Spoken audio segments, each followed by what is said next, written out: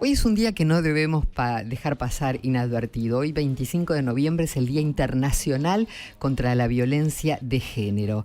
Y aquí en la Argentina hubo un femicidio cada 34 horas en el año 2022, el año que está terminando. Un total de 229 casos, y de ese total, 40 víctimas habían realizado al menos una denuncia y 27 tenía medidas de protección.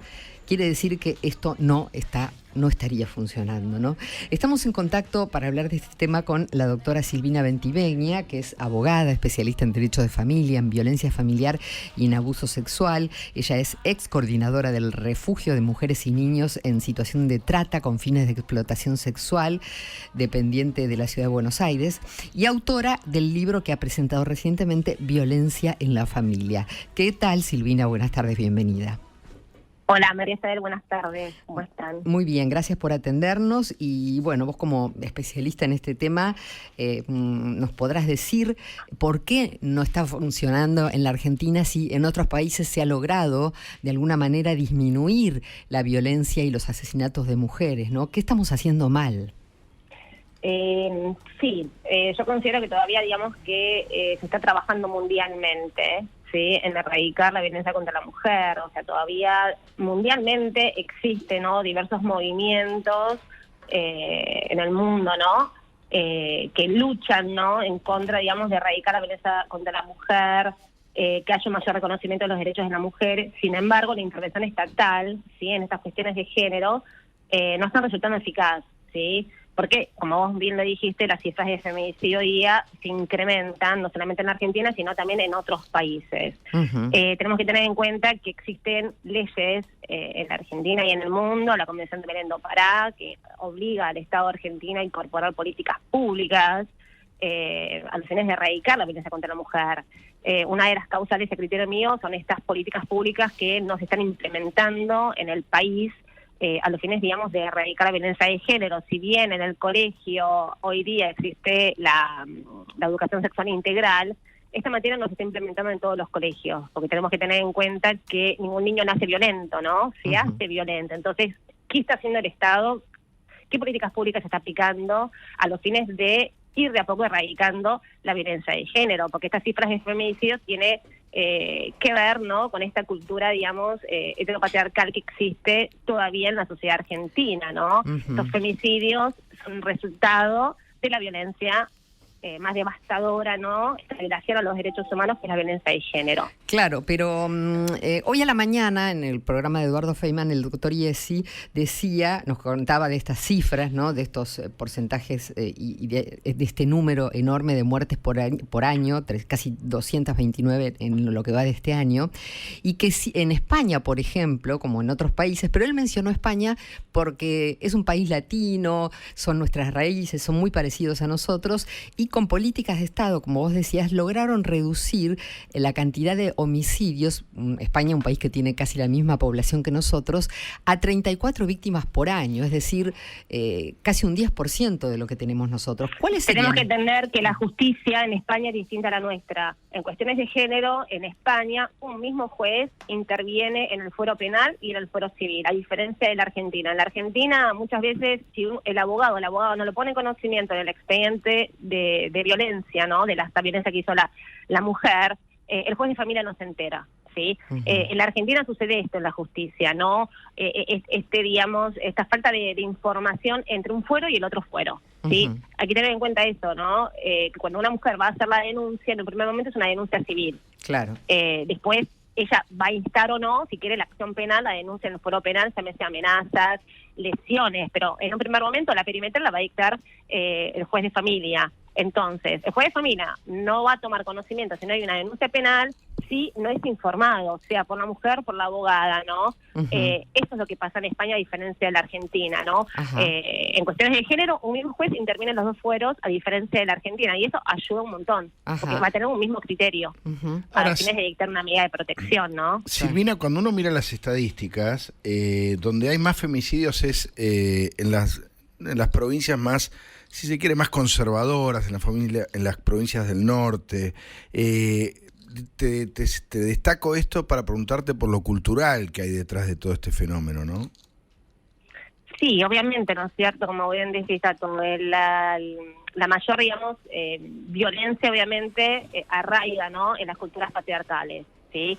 Hay países determinados como México, Bolivia, Perú, bueno, y el norte del país, donde tienen esta cultura, ¿no?, patriarcal y de violencia, ¿no? Claro. Hay que tener en cuenta que son, algunos países, ¿no es cierto?, el consumo de alcohol lo que hace es un disparador a la violencia. Entonces se intensifica, si un hombre es violento, el consumo, llámese de drogas o de alcohol, va a intensificar que el hombre ejerza más violencia, ¿no? Con un resultado fatal como puede ser un femicidio.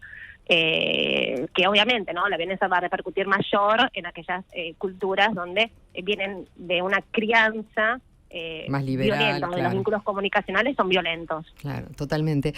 Silvina, la semana pasada conocimos un caso de una mujer que denunció a su pareja por violencia y le pusieron una perimetral al hombre, pero que violó.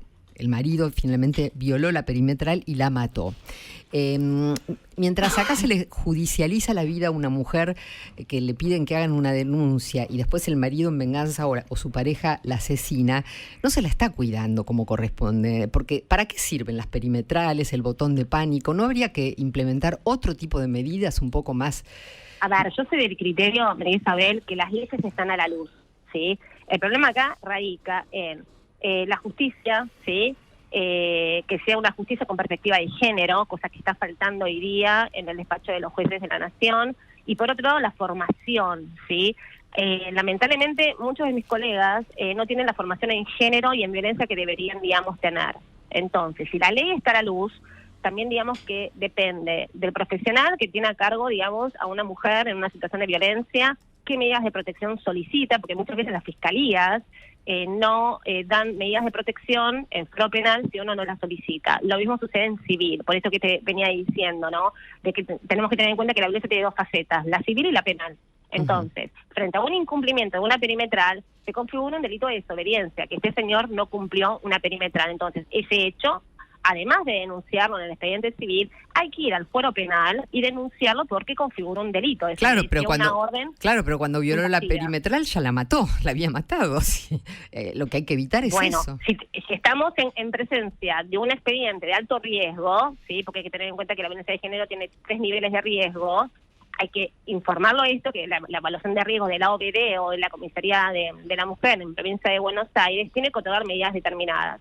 Entonces, si el juez de familia o el fiscal no lo aplica, hay que solicitarlo. Eso es lo que pasa, es la falta de formación en cuestiones de género. Porque las leyes de protección contra la violencia familiar y da y otorga medidas de protección. Ahora hay que aplicarlas. Claro. Eso es lo que pasa. ¿Y qué rol juega la educación en esto? Porque fundamental es la educación, María Isabel. La educación es fundamental. Uh-huh. Lamentablemente, como te decía al comienzo, no todos los colegios están impartiendo la ESI, ¿sí? Desde que se empezó a implementar en algunos colegios, particularmente públicos, salieron a la luz muchos casos de abuso sexual en la infancia. Muchos chicos, al tener esta materia, se dieron cuenta de que en su casa el papá las tocaba, algo estaba pasando, entonces lo han informado en el colegio, ¿no? O sea, su maestra frente a esta materia, y las instituciones comprometidas, que no son todas las instituciones educativas comprometidas, han radicado denuncias. Eso es muy importante, Silvina, porque la estadística indica que la mayor cantidad de casos de abuso sexual y demás es intrafamiliar, y muchas veces los colegios o las iglesias que se enteran de esto no lo denuncian, ¿no? Lo tapan y hasta le dan becas a los padres para que retiren la denuncia y quedan becados los chicos en la misma escuela donde sucedió el abuso. De hecho, se dio hace pocos días, también salió a la luz la noticia del caso de Lucio Dupuy, este chiquito que fue asesinado, que estaba siendo abusado presuntamente por su madre y la pareja de su madre, y fue asesinado finalmente. Estas dos mujeres son las principales acusadas y hay pruebas, dicen, contundentes, y el chico, según explican hoy los peritos psiquiátricos, daba señales en los dibujos que hacía, en la conducta que tenía, y bueno, y nadie aparentemente tomó nota de eso, nadie se dio cuenta, o si se dieron cuenta, no sé si decir... Se hicieron los giles, porque si te ocupás es un trabajo. La ley Dupuy, que se está tratando en la Cámara, básicamente es esto, ¿no? Esta obligación y esta formación por parte de los profesionales, ¿no? Para que lleven a cabo la denuncia. Pero en proceso de ello, ya la ley de violencia de Nación y en Provincia de Buenos Aires establece la obligación de los profesionales que toman conocimiento, llámese en los colegios, en los pediatras, en los hospitales, en los nosocomios, de llevar a cabo la denuncia. Sin embargo, no la radican. Ese es el problema. Claro, después nos da culpa a todos y nos rasgamos las vestiduras, pero cuando alguien pudo haber hecho algo, no lo hizo, se corrió, ¿no? Tal vez por miedo, por lo que fuera, pero creo que todos tenemos que comprometernos, todos los sectores de la sociedad, la educación, todos los que podemos ayudar en algo a esto para que se puedan ir disminuyendo las muertes por violencia y el maltrato y el abuso y todas estos flagelos de las sociedades. Silvina, muchísimas gracias por tu tiempo. No, a vos, María Isabel, a vos, Tato, gracias por el espacio y bueno, ¿no? Y esto que vos decís, ¿no? El compromiso de todos y todas para que podamos erradicar la violencia desde el lugar que ocupemos, ¿no? Exacto. Es lo que yo siempre brego. En lo que cada uno puede ayudar. Silvina, gracias. Gracias, Silvina. Hasta luego, María Isabel. Silvina Bentiveña, abogada, especialista en Derecho de Familia, en Violencia Familiar y Abuso Sexual, autora del libro Violencia en la Familia, en un día como el de hoy, en el que nos llama el mundo entero a la reflexión sobre la lucha contra la violencia de género.